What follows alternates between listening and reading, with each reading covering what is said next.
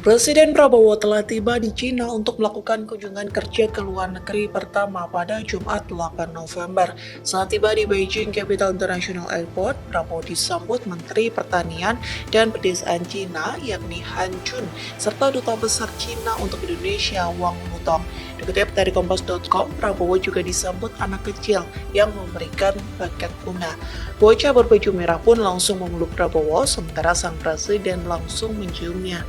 Setelahnya, tampak pasukan jajar kehormatan turut menyambut dan mengiringi Presiden Prabowo menuju kendaraan. Lantas terekam kembali momen sikap Sekretaris Kabinet Mayor Teddy. Terlihat Mayor Teddy mengusir atau menepis tangan dari salah satu pas pampres Cina. Kondisi itu dikarenakan pas pampres Cina bertubuh tegap itu memegang pintu mobil bagian atas, sementara Prabowo hendak Download Tribun X sekarang, menghadirkan lokal menjadi Indonesia.